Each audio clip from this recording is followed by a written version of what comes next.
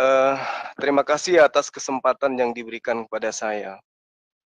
Saya melihat di dalam kitab Kejadian 49, di data pasal pertama di situ diterangkan Yakub memanggil anak-anaknya, kemudian Yakub berkata begini, "Datanglah berkumpul supaya kuberitakan kepadamu apa yang kamu alami di kemudian hari." Jadi Yakub ini meramalkan atau menubuatkan masa depan anak-anaknya.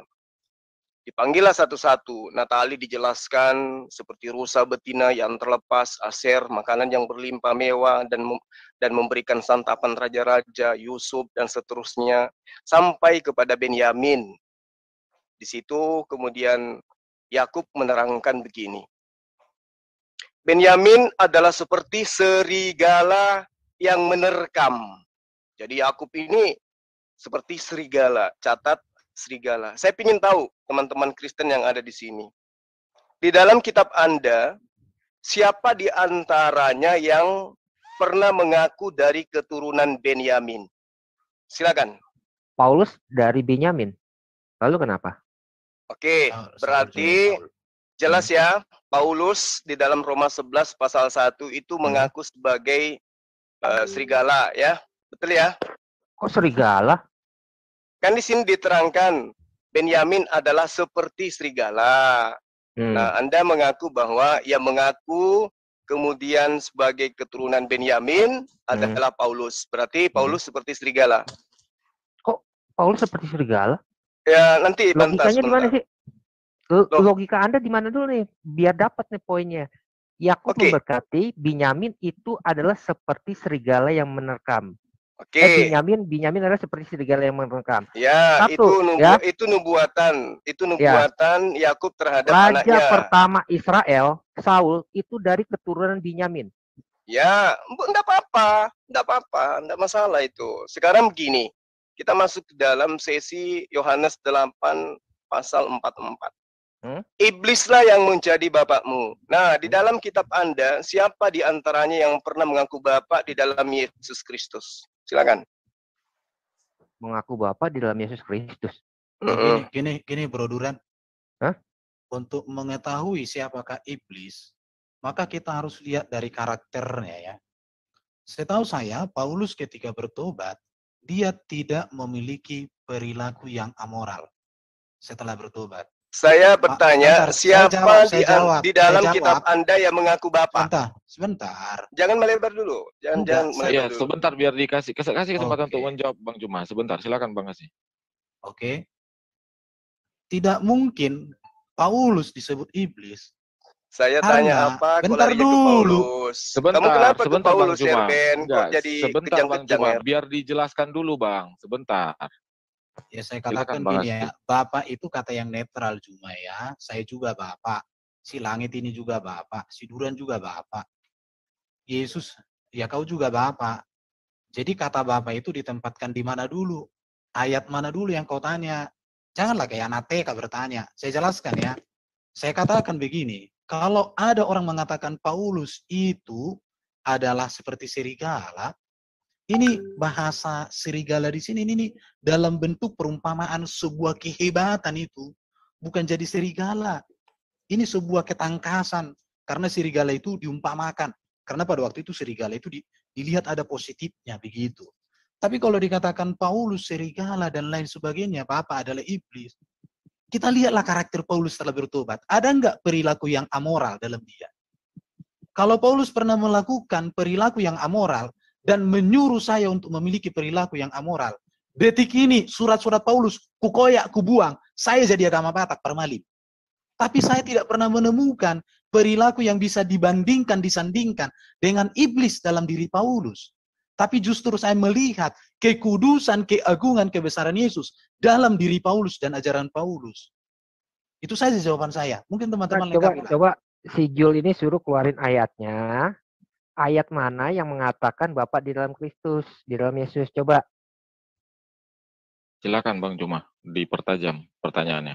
Jadi kita dapat poinnya nih, nangkep. Iya, ayatnya aja tunjukkan, biar kita beda ayatnya tunjukkan. Kita kasih penjelasan gitu loh. Jangan comot ayat. Tunjukin ayatnya. Dibuka. Oke, silakan Bang Juma dipertajam pertanyaannya. Ya, dengan kalau bisa saya nggak usah di-mute lah. Ya, nggak usah di-mute. Jangan di-mute ya. Oke, thank you. Iya. Silakan. Ayatnya keluarin Jul, ayatnya Jul. Oke.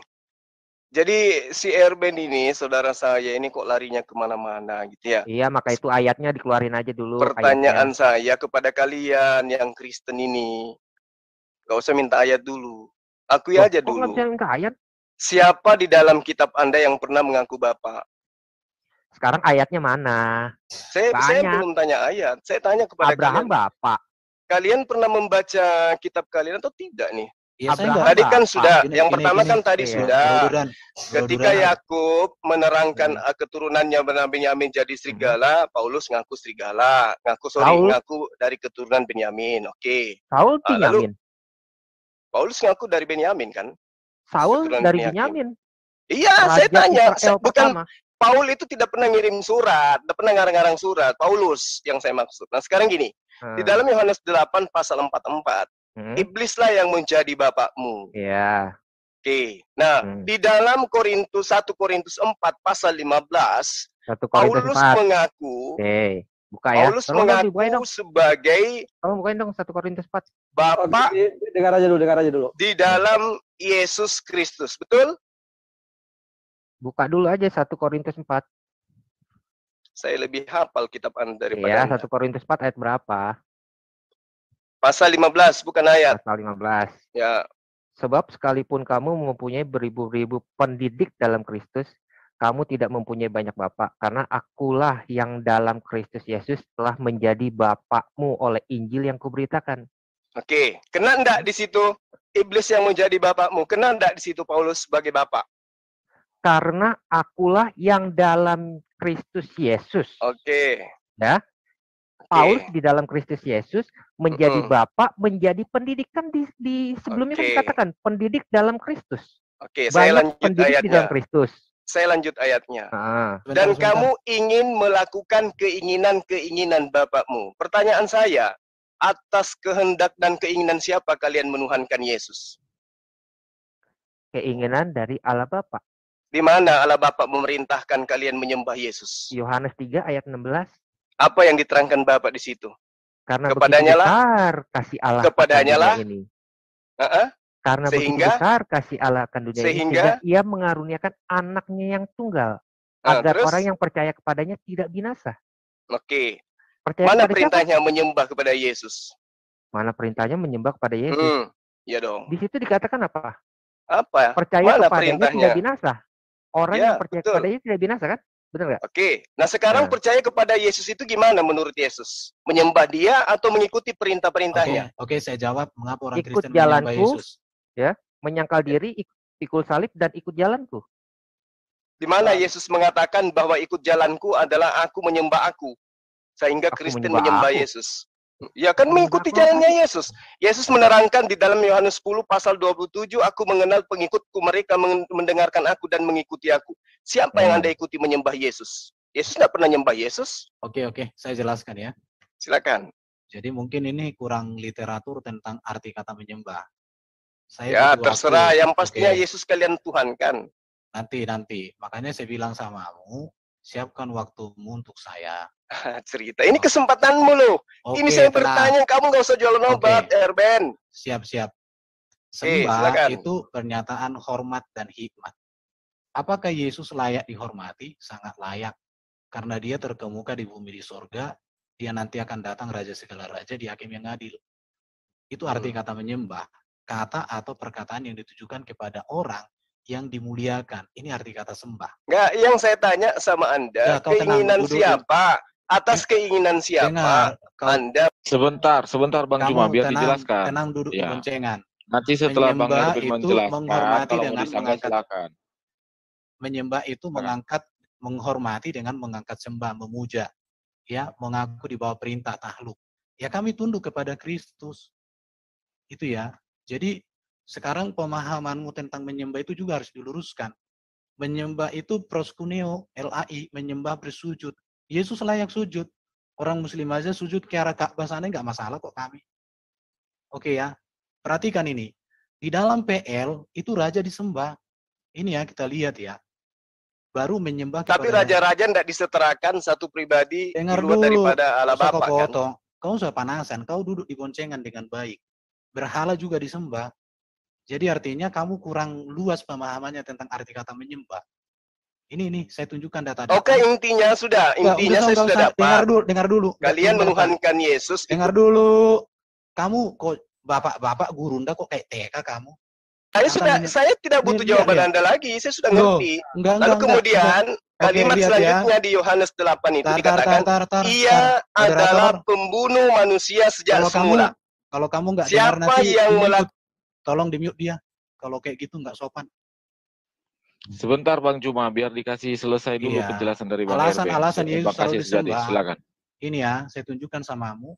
Orang Majus menyembah Yesus, orang Kusta menyembah Yesus, seorang kepala rumah ibadah menyembah Yesus.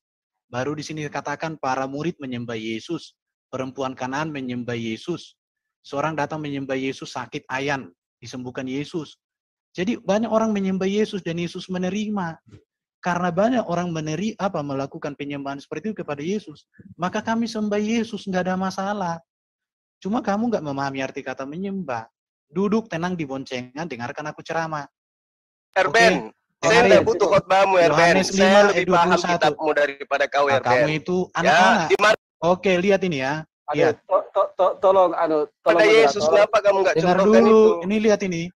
Satu-satu bicara ya. Kata menghormati dalam teks Yunani itu timao. Orang-orang yang menyebut dia Tuhan, Erben. Oke, dengarkan. Kecuali nanti aku jelaskan samamu Yesus Tuhan, tenang. Bukti Yesus Tuhan ya. Ini data-data saya. Oh, Yesus harus disembah. Moderator, saya sudah tidak butuh jawaban dia. Oke, saya nggak butuh. Saya tunjukkan aja. Waktu. Lalu kemudian di dalam Yohanes 8 itu dikatakan, ia adalah pembunuh manusia sejak semula. Pertanyaan saya, siapa yang membunuh murid-murid Yesus angkatan pertama? Jawab. Berarti kamu kurang memahami kata itu. Ia pembunuh manusia sejak semula. Sejak semula di situ kapan maksudnya? Ya, iblis yang menjadi bapakmu, kau ingin melakukan keinginan bapakmu, dan bapakmu itu membunuh manusia sejak semula. Ayo. Di dalam Kisah Para Rasul 8 pasal 3 diterangkan, Saulus berusaha membinasakan jemaat itu dan ia memasuki rumah demi rumah untuk menyeret laki-laki, perempuan, dan seterusnya. Lalu kemudian Galatia 1 pasal 13, Paulus mengaku, sebab kamu telah mendengarkan tentang hidupku dahulu dalam agama Yahudi. Tanpa batas aku menganiaya jemaat Allah dan berusaha membinasakannya. 1 Korintus 15 pasal 9. Karena aku adalah... Oke, Bro Juma, saya pikir saya sudah nanggap jawabanmu. Coba dong ditunjukkan Yohanes yang disebutkan si Juma tadi. Ia adalah pembunuh sejak semula. Itu siapa? Yohanes berapa tadi? Oke, coba biar tidak melebar. Iya, Yohanesnya tadi. Ya, berarti saya yang harus bonceng kamu, Erben. Yohanes 8 pasal 8. Yohanes 8 pasal 44. Kamu hapus air matamu malam ini. Iya, kamu hapus air matamu. Sudah tergenapi ya yang tadi serigala Benyamin, Paulus. Iblis yang mengaku Bapa, Paulus. Kristen menyembah Yesus karena Paulus. Yang membunuh murid Yesus asal mula, Paulus. Nah, sekarang kita lanjut sesi berikutnya. Bentar. Kamu itu bertanya kan, tentu bertanya kesimpulan kayak gitu, Bang Juma kan bertanya ke sini. Jangan mana tadi ayatnya tadi? Yohanes berapa tadi, Bro? Silakan Pak, kasih begini. Yohanes berapa tadi? Bentar dulu penunggang kuda. Yohanes berapa? Enggak. Aku mau jawab. Ya, dikit aja. Gini Bro Awi, jangan dikasih kesempatan. Gini Bro Awi, kita beda ayatnya. Iya, sebentar Bro Bang Erben. Jangan dikasih kesempatan saudara muslim membuat kesimpulan. Kita kan juga nggak mau membuat kesimpulan di saat kita bertanya kepada kalian kan. Bukan membuat kesimpulan. Itu kan tadi sesuai jawabannya Bang Erben kan. Kalau memang tidak benar silakan disangkal. Oke, silakan Bang kasih. Enggak benar semua kok. Yohanes berapa tadi? Yohanes berapa tadi? Ya, supaya pasti nanti kau lari kemana-mana. Yohanes berapa tadi? Yohanes 8 dia bilang tadi. Ayat berapa yang iblislah bapakmu? Ayat 44. Ini Erben ini malas sekali baca gospel. Tenang.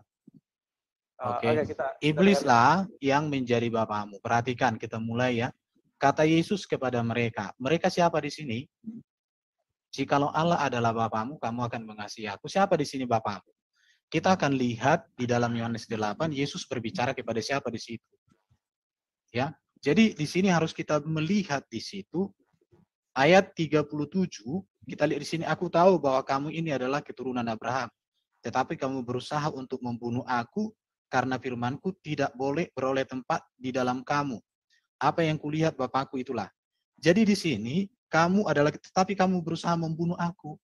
Siapa yang berusaha membunuh Yesus di sini? Bukan Paulus cuma. Bahkan di zaman ini Paulus itu belum diketahui jejaknya. Karena Paulus itu bertobat setelah Yesus terangkat ke surga. Dan Paulus tidak ada andil di dalam rencana untuk membunuh Yesus. Artinya cuma kamu tidak memahami cara belajar Alkitab yang benar. Makanya saya bilang beberapa hari lalu kepadamu, kamu itu belajar Alkitab mirip kayak iblis. Suka mengutip ayat tapi tidak ada esensi yang benar. Sudah terjawab tadi, sudah klop semua tadi, Erben. Oke, Nah, sekarang kalian buka Yohanes 6, 38 sampai 40. Coba sekalian, Yohanes 6 ayat 38. Coba. Ya. Dibacain Pak Erben, biar kepanasan kupingnya. Sebab aku telah turun dari surga bukan untuk melakukan kehendakku, tetapi untuk melakukan kehendak Dia yang mengutus aku. Dan inilah kehendak Dia yang telah mengutus aku, yaitu supaya dari semua yang telah diberikannya kepadaku, jangan ada yang hilang, tetapi supaya kubangkitkan pada hari zaman. Sebab inilah kehendak Bapakku, yaitu supaya setiap orang yang melihat anak dan percaya kepadanya beroleh hidup yang kekal, dan supaya aku membangkitkan pada akhir zaman. Oke, terangkan bro. Apa yang Anda ingin jajakan di situ? Ya.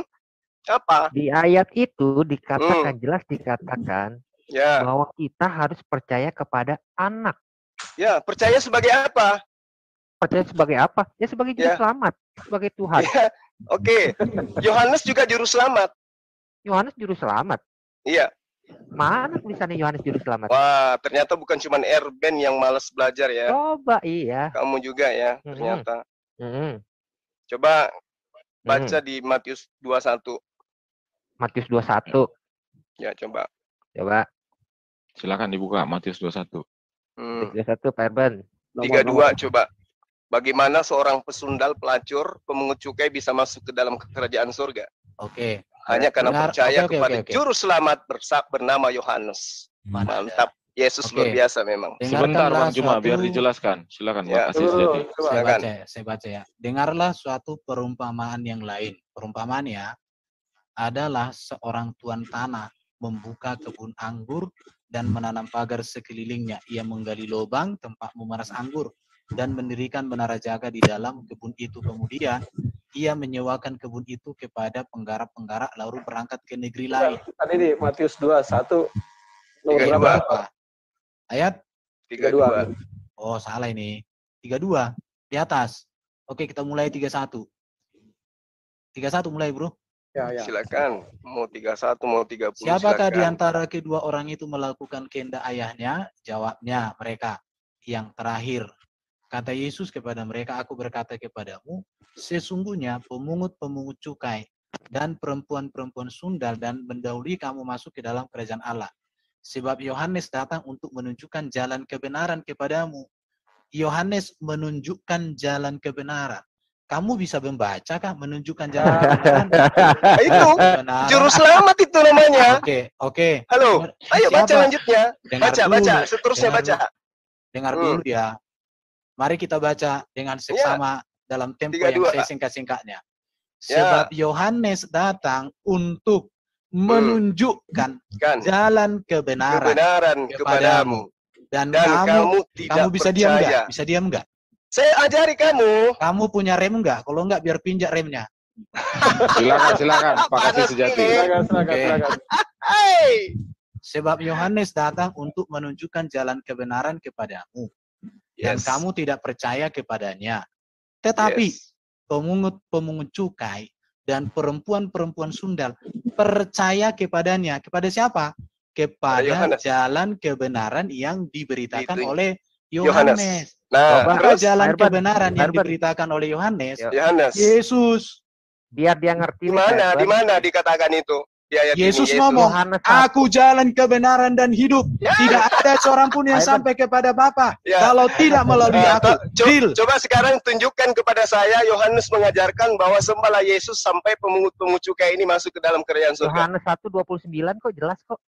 Apa yang diterangkan oleh Yohanes 1 di situ? Yohanes 1:29. Aduh, Jul, gue udah ada bilang. keesokan harinya. Silakan.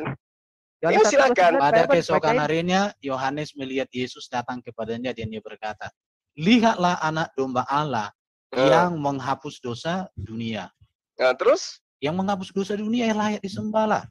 Yang berdosa ayat 30-nya Pak Erben, ayat 30-nya. Ayat 30. Dialah yang kumaksud ketika kukatakan kemudian jadi jelas ya, aku akan datang seorang yang telah mendahului aku, dia telah ada sebelum aku. Pesundal ini masuk ke dalam surga dan juga pengut-pengut cukai itu Yesus belum disalib. Hanya karena menerima Yohanes, ajaran yang ditunjukkan oleh Yohanes, yaitu menyembah hanya kepada Allah Bapa. Itu diterangkan dalam Yohanes 14. Nah, kemudian kembali kepada Yohanes 8 tadi. Apabila ia berkata, ia dusta. Ia berkata atas kehendaknya sendiri. Ini siapa ini? Ya kita lihat aja dulu ayatnya. Karena gini, kamu kurang bisa membaca ayat. Kenapa jadi buka Al-Quran ini? Bentar, jangan dibuka Qurannya. Buka ayatnya yang tadi dong. Kenapa jadi Al-Quran ini? Yohanes 8 ayat 15. Yohanes 8 ayat 15 dibuka dong biar kita lihat sama-sama, kita tunjukkan sama penonton. Tidak usah lari-lari ke Al-Quran, tidak perlu.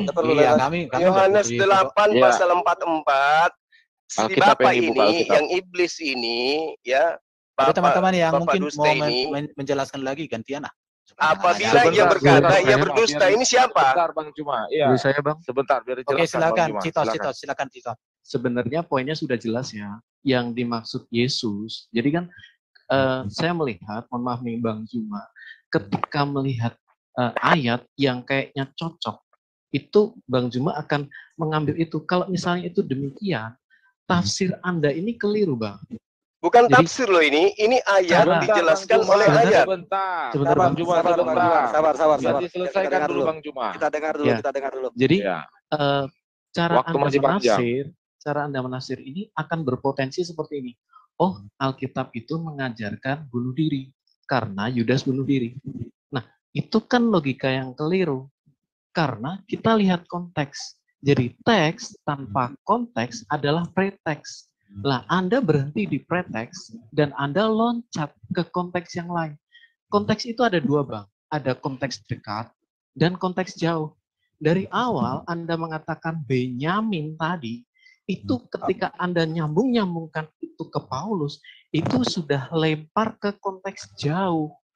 Jadi konteks yang diucapkan oleh Yakub tadi apa? Nah, itu Anda mistranslate-kan kepada Rasul Paulus. Padahal Rasul Paulus ini diakui oleh para rasul yang lain. Ada rasul yang tidak diakui justru. Yang justru saya nggak tahu. Anda bisa percaya. Maaf ya. Ya mungkin kita jadi. Jadi gini teman-teman, kalau ya tolong gimana aja. Kalau umat muslim bertanya, mencari kebenaran atau apa? Karena aku lihat selama ini kalian tidak mencari kebenaran. Kalian menafsirkan Alkitab sesuka gigi kalian. Jelas-jelas teman-teman sudah menjelaskan semua. Dan Alkitab sangat jelas tadi, apalagi yang Yohanes 8, 44. Jawabannya 43. Siapa yang tidak mendengarkan Yesus? Iblis. Bapamu iblis. Jelas. Jadi siapapun, orang beragama manapun yang tidak mendengarkan firman Allah atau firman Tuhan, itu iblis. Logika mudah. Oke, lanjut. Silakan Pak Charlie. Halo, ya saya tunjukkan saya tunjukkan maksudnya ya. Ini tadi Bro Zuma, ini dia ngomong ya tentang ayat-ayat di dalam Alkitab. Nah, ini saya tunjukkan dulu ya. Anda harus tahu konteks Alkitab ya. Di sini ya di Matius 13 ayat 10 sampai 13 dikatakan, maka datanglah murid-muridnya bertanya kepada Yesus, "Mengapa engkau berkata-kata kepada mereka dalam perumpamaan?" Nah, jawab Yesus, "Kepadamu," ya, kepadamu di sini adalah murid-muridnya. Diberi karunia untuk mengetahui rahasia kerajaan sorga, tetapi kepada mereka tidak. Nah, saya tanya dulu, Zuma, dia termasuk golongan yang mana ya? Apakah dia termasuk murid-murid Yesus atau yang disebutkan di sini sebagai mereka? Ya, nah kalau misalkan di situ Zuma termasuk sebagai yang mereka, maka ini kata Yesus. Itu sebabnya aku berkata-kata dalam perumpamaan kepada mereka, karena sekalipun melihat mereka tidak melihat, dan sekalipun mereka mendengar, mereka tidak mendengar dan tidak mengerti. Jadi di sini itu sebabnya Zuma tidak mengerti karena dia bukan murid Yesus. Nah, dia menggunakan perumpamaan-perumpamaan di dalam kitab Kejadian 49 yang menggambarkan bahwa Benyamin itu seperti serigala yang membagi-bagikan jarahannya kepada saudaranya. Itu adalah sebuah simbol yang baik, penggambaran yang baik, ya, perumpamaan yang baik. Ini menunjukkan kepemimpinannya dia yang mengasuh saudara-saudaranya. Nah, sekarang saya mau ngomong juga tentang waktu di dalam Kisah Para Rasul 7, ya. Ini jemaat Yesus yang dibunuh, ya. Ini kita buka ya di dalam Kisah Para Rasul pasal 7, ya. Nah, ini waktu Stefanus ini dirajam, ya. Dan di sini dikatakan bahwa Paulus itu menyetujui, ya. Di mana ya? Dikatakan bahwa Stefanus ini kan di hadapan para imam nih, ya. Ini ada imam besar, ya. Itu dia di hadapan para Sanhedrin, majelis agama Yahudi, ya. Nah, kita lihat di bawah ini, Stefanus ini yang sebagai pengikut Kristus, ya, ini dia dirajam, ya, dirajam, dan di sini dikatakan, ya, ketika anggota-anggota mahkamah agama itu, ya, jadi Stefanus ini kan dirajam di depan para orang banyak. Ya, orang-orang Saulus 7 itu 8, Bang. 8 ya, ayat 1. Ayat 8, ya. Di sini ya dikatakan bahwa Saulus juga setuju bahwa Stefanus dibunuh, ya. Stefanus yang dibunuh, ya. Nah, sekarang kita kembali kepada ayatnya. Stefanus ini adalah pengikut Kristus yang dia mengakui bahwa, ya, di sini Anda baca ya Zuma, ya, biar Anda paham, ya. Nah, di sini dikatakan Stefanus yang penuh dengan Roh Kudus menatap ke langit dan melihat kemuliaan Allah, dan Yesus berdiri di sebelah kanan Allah. Stefanus mengakui Trinitas Tuhan, ya. Lalu katanya, sungguh aku melihat langit terbuka dan Anak Manusia berdiri di sebelah kanan Allah, ya. Nah, lalu mereka menyeret dia, melemparinya, dan saksi-saksi meletakkan jubah mereka di depan seorang muda bernama Saulus. Jadi Saulus saat itu adalah murid dari imam besar Gamaliel, ya, yang masih sebagai orang Yahudi. Dia termasuk dari Sanhedrin. Jadi dia termasuk adalah majelis kehormatan orang Yahudi. Ya, mereka melempari Stefanus.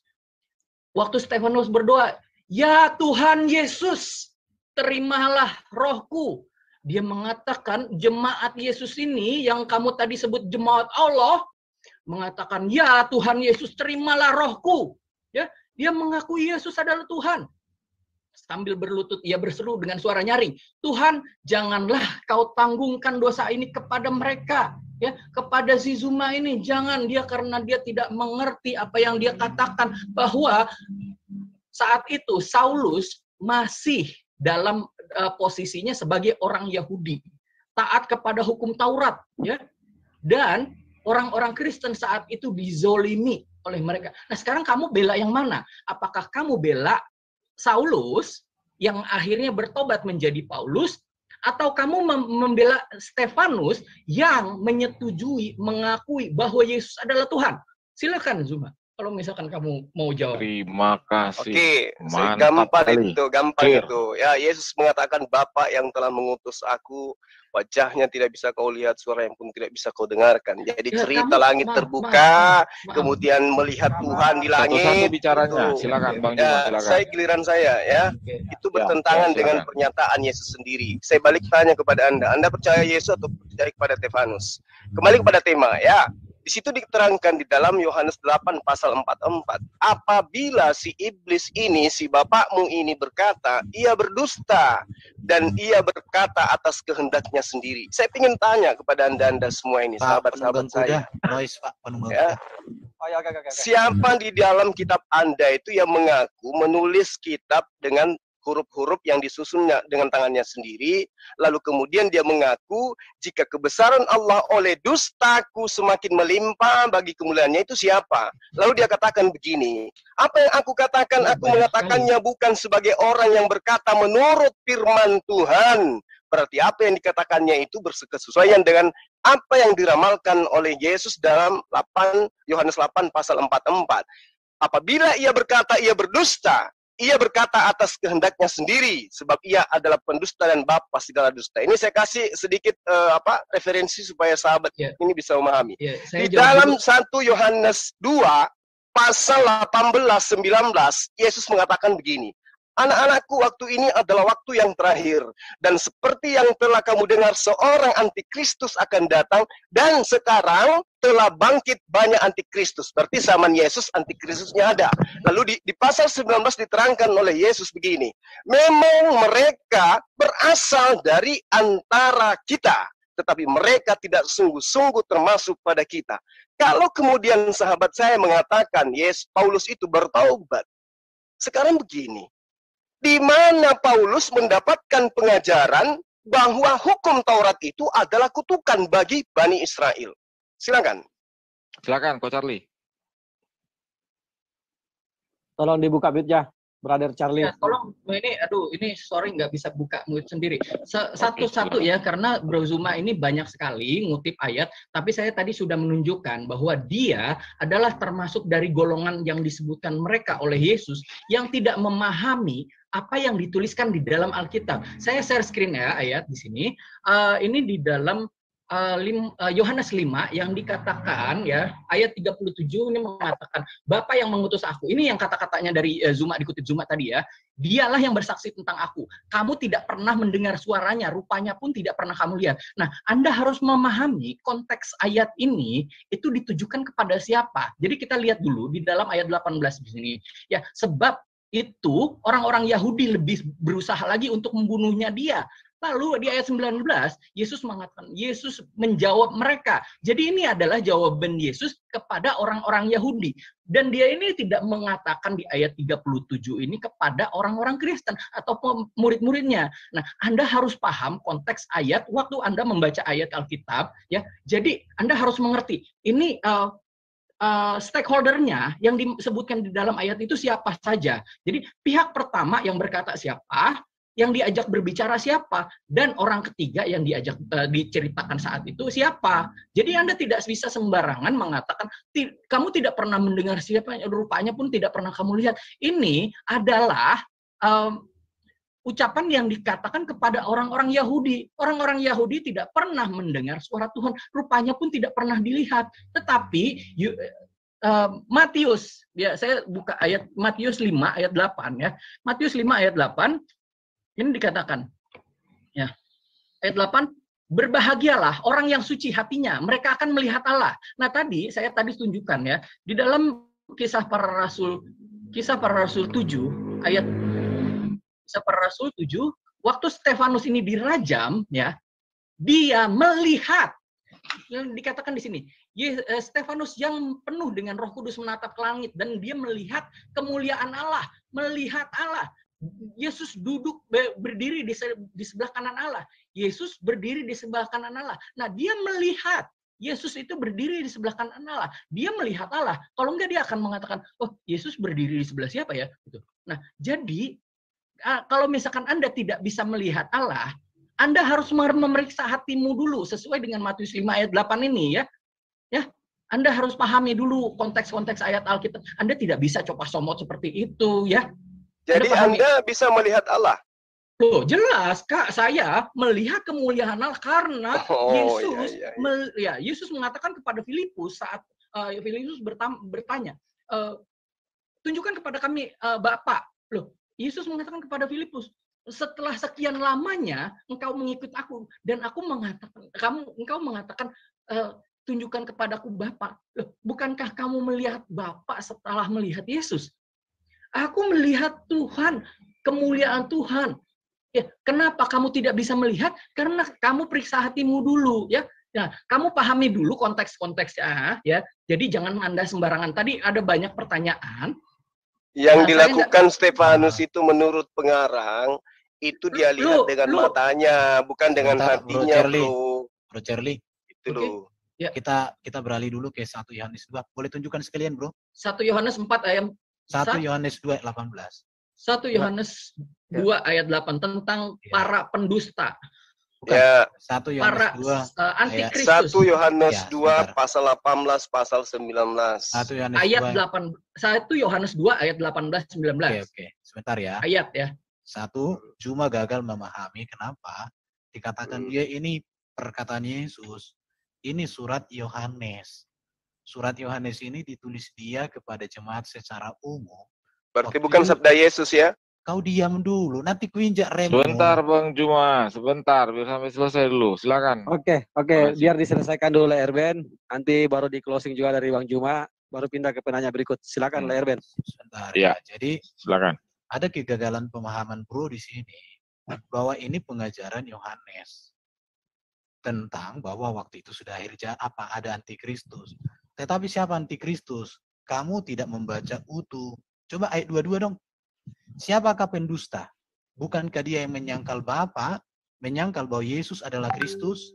Dia itu adalah antikristus, yaitu dia yang menyangkal baik Bapa maupun Anak. Pertanyaannya, apakah Paulus menyangkali Yesus? Tidak. Apakah Paulus menyangkali Bapa? Tidak. Permisi Bang Erben. Iya. Permisi Bang Erben. Jadi poin penting di situ Bang Erben adalah dia yang menyangkal baik Bapa maupun Anak. Kekristenan tidak menyangkal Bapa dan Paulus juga tidak ada lam yalid walam yulad di dalam kekristenan. Silakan Bang. Oke. Jadi jelas ya Juma ya. Jadi makanya di sini kayaknya gini deh, nanti ku ajarilah kau belajar hermeneutik, bagaimana mempelajari Alkitab itu aja. Yohanes 8:44 dong. Bukain. Yang Alkitab aplikasi. Bro Charlie bisa bro. Sabar Bang Yusuf, setelah mereka baru Bang Yusuf. Menyangkal anak itu ya, menyangkal dia. Bro Charlie boleh bantu share screen bro. Ya. Oh ya, Citos. Ya, Citos. kalau Citos Citos itu ya. lengket bro. Oh ya udah, oke. Ya. Oke, udah. Buka yang konteksnya bro. Buka yang konteksnya. Kan si Jul ini selalu membawa Yohanes 8:44, tapi dia lupa. Di 42 dikatakan apa? Kata Yesus kepada mereka, jikalau Allah adalah Bapakmu, kamu akan mengasihi aku. Sebab aku keluar dan datang dari Allah, dan aku datang bukan atas kehendakku sendiri, melainkan dialah yang mengutus aku. Apakah sebabnya kamu tidak mengerti bahasaku? Sebab kamu tidak dapat menangkap firmanku. Nah, persis seperti yang Jul ini. Dia nggak pernah menangkap firmannya Yesus. Cuma satu ayat, bro. Iya. Terus tadi kita udah kasih juga Yohanes 6 ayat 38-40. Kehendak Bapa apa? Kehendak Bapa yaitu percaya kepada Yesus supaya tidak mati, tidak binasa. Gitu loh. Padahal di Yohanes 8 kalau dibaca ini powerful banget. Yohanes 8 ya. Bahkan Yesus berkata, jika kamu tidak percaya akulah dia, kamu mati dalam dosamu. Yohanes 8 juga itu padahal. Oke, saya rasa udah cukup clear dan tuntas ya. Bro, Langit. Silakan. Belum. Silakan, makasih. Dia katakan tadi kan siapakah Bapa menurut Yesus? Ya Bapa yang mengutus dia firman menjadi manusia. Siapa Yesus menurut Yesus? Dia adalah firman yang diutus oleh Bapa. Maka dikatakan aku datang dan keluar dari Bapa. Tapi si Jul ini nggak bisa membedakan kata Theos dengan Kurios, Tuhan dengan Allah. Saya udah bolak-balik diskusi sama si Jul ini, tapi enggak ini.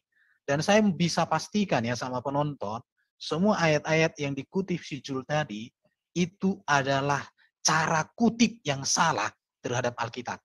Ayat terakhir mungkin Bro Citos, coba jelaskan dulu 1 Korintus 8 ayat 5 dan 6 itu. Bro udah pernah jelaskan itu kok. Bro Citos bisa kan? Oke, kalau Lay Erben aja yang jelaskan biar cepat. Oh, ya udah nggak apa-apa. Bro Citos sama kok dengan aku, supaya bergantian. Bro Citos bisa jelaskan? Silakan Lay Erben aja. Bang aja. Oke. Sebab sungguh pun ada yang disebut Allah, ya. Sebab sungguh pun apa yang disebut Allah, baik, jangan lari-lari lah. Baik di sorga maupun di bumi, dan memang benar ada banyak Allah dan banyak Tuhan yang demikian. Namun bagi kita hanya ada Allah satu saja, yaitu Bapa. Siapa Bapa itu? Ya Allah. Ini ajaran Paulus. Jadi Paulus itu bukan mengangkat Yesus jadi Tuhan. Kalian salah itu. Yesus memang Tuhan. Dan daripadanya berasal segala sesuatu yang untuk dia kita hidup. Dan satu Tuhan saja, yaitu Yesus Kristus. Oke, saya tunjukkan banyak ayat-ayat di dalam Alkitab yang mengatakan Yesus adalah Tuhan. Ini. Oke, saya tunjukkan ya. Baca lagi lah sampai habis lah. Iya, udah.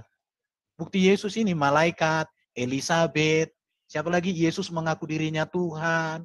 murid-murid memanggil Yesus adalah Tuhan, ya orang buta memanggil Yesus Tuhan. Saya tunjukkan aja perempuan Kanaan memanggil Yesus Tuhan, orang tua yang anaknya sakit hanya memanggil Yesus Tuhan, Lazarus tadi memanggil Yesus Tuhan, Zakeus memanggil Yesus Tuhan, perempuan Samaria memanggil Yesus Tuhan. Oke, semua ya. Tetapi masalahnya di sini adalah Jul ini tidak mengerti beda Tuhan dengan Allah. Di situ. Kalau kamu pengen tahu Jul, saya siapkan waktu untuk kau. Dari dulu kutunggu kau berdua, kau gugatlah iman Kristen, tapi dengan data-data bukan dengan ngerocos. Oke, Pak Layar Ben. Ya, nanti. Kubungkus semuanya, kubungkus.